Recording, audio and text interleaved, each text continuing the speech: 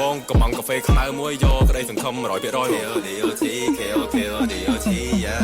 គោចំហបើសិនលូកត្រូវតែលូកអីកប់សម្រាប់ចិត្តថាធ្វើអីមួយត្រូវតែ10លើ10អ្នកមិនស៊ូជាមួយយើងត្រូវកាត់ចោលឲ្យអស់គេមិនខ្វល់ពីយើងផងកាត់ចោលមានអីត្រណោះខ្លាច